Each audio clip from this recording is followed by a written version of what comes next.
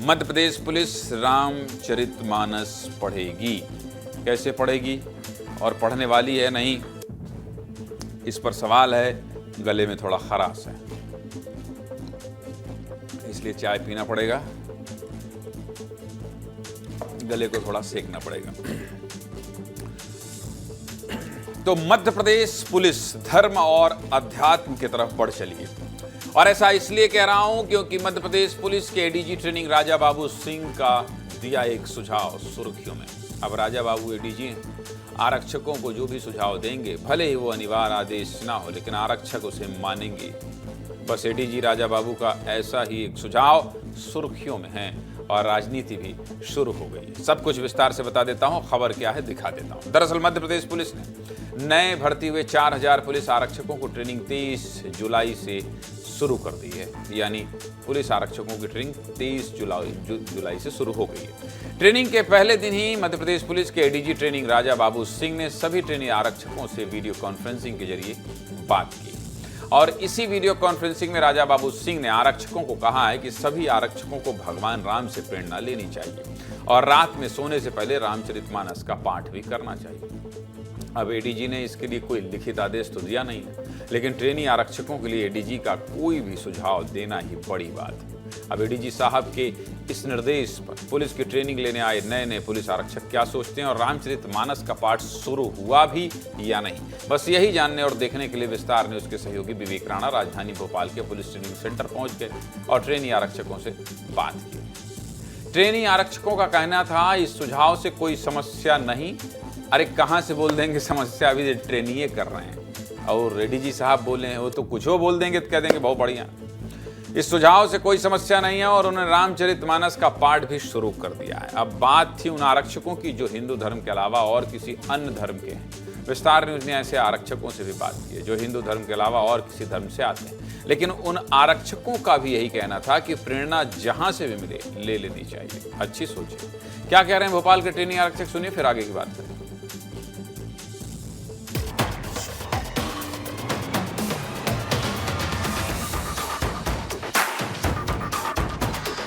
मध्य प्रदेश में जो आरक्षक हैं उनकी नई भर्ती की ट्रेनिंग चल रही है और आप तस्वीर देख सकते हैं कि हमारे साथ आयान भी है, जाकिर भी है और सवाना जी भी हैं।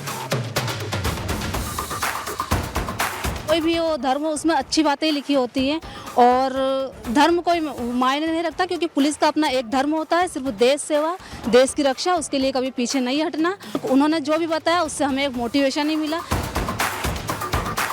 कोई गलत बात नहीं है, सर का कहना बस ये था कि आप थोड़ा स्पिरिचुअल रहिए, अगर पढ़ रहे हैं तो कोई दिक्कत नहीं है। हाँ, हम अपना धर्म मानते हैं, अपना ही पढ़ेंगे, साथ में कोई अदर धर्म से कोई अच्छा मिल रहा है तो अब अच्छा ही लीजिए, किसी भी धर्म में बुराई नहीं होती है। हमारे जो वरिष्ठ अधिकारी बता रहे हैं कि अपन को रामचरितमानस पढ़ना चाहिए, तो इसके अंदर भी कुछ अच्छी ही बात लिखी होगी, तो उसको हमें पढ़ना चाहिए, उसको समझना चाहिए। जो वो बताएंगे वो हमारे अच्छे के लिए ही बताएंगे। हम मुस्लिम परिवार से हैं, उससे कोई लेना देना नहीं है। इससे बहुत अच्छा प्रभाव पड़ता है। थोड़े 2 पेज पढ़ेंगे, उससे मन भी शांति मिलती है और जीवन में संघर्ष करने की हमेशा प्रेरणा बनी रहती है। रामचरितमानस जरूर पढ़ना चाहिए, सबको पढ़ना चाहिए, अच्छा रहेगा और जो फ्री समय है उसमें देना चाहिए। कुल मिलाकर हिंदू हों या मुस्लिम, चाहे किसी भी धर्म के हों, किसी भी आरक्षक को इस सुझाव से कोई समस्या नहीं है। अब आरक्षकों को समस्या नहीं है तो समस्या किसको है? नेताओं को तो समस्या होती है ना भाई, क्योंकि उन्हें तो राजनीति करनी है। लेकिन एडीजी साहब ने ऐसा सुझाव क्यों दिया, इसके पीछे की क्या वजह है, हमने ये सवाल एडीजी राजा बाबू से भी किया। क्या तर्क दे रहे हैं एडीजी साहब, पहले उन्हें सुनिए। बहुत सारे एप्लीकेशन आ रहे थे कि हमें पीटीएस चेंज कर दिया जाए। कोई ये रीजन दे रहा था कि मेरे घर में माँ बीमार है। तो मैं कल जब एड्रेस कर रहा था सारे एसपी पीटीएसएच को, तो मैंने ये कहा कि आप इनकी काउंसलिंग करिए, मोटिवेट करिए। रामचरितमानस में हमारा जो सनातन का ग्रंथ है उसमें भगवान राम 14 साल वनवास रहे।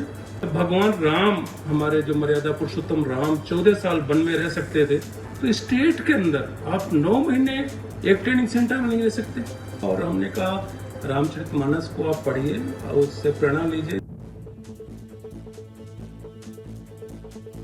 एडीजी साहब का तर्क तो ठीक है और पुलिस विभाग में ऐसा अक्सर देखा भी गया है कि पुलिसकर्मी घर के पास वाले जिले में पोस्टिंग के लिए आवेदन देते हैं या इसके लिए सिफारिश भी लगवाते हैं। लेकिन इस पूरे मामले में अब राजनीति तेज हो गई है, राजनीति शुरू हो गई। कांग्रेस इसे धर्म के नाम पर गुमराह करना बता रही है, तो वहीं पलटवार सत्ताधारी दल भाजपा की तरफ से भी किया जा रहा है। राजनीति में क्या क्या राजनीति हो रही है, कौन क्या कह रहा है, ये भी सुनिए।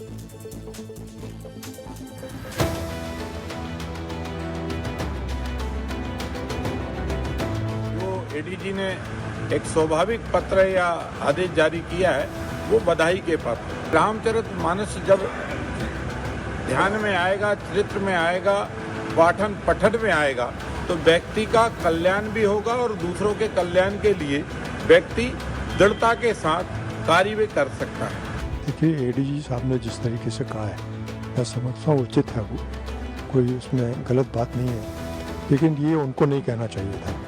इस सरकार को अपनी शिक्षा में शामिल करना चाहिए। जीवन की सफलता की गारंटी है रामायण। अगर किसी बच्चे को वो राम बनाना चाहते हैं, राम जैसा चरित्र सिखाना चाहते हैं, तो उनका अभिनंदन करना चाहिए। इसमें कोई सांप्रदायिक एजेंडा नहीं हो सकता। वो आचरण जो भगवान राम में था वो सब में हो, तब राम राज आने की कल्पना होती।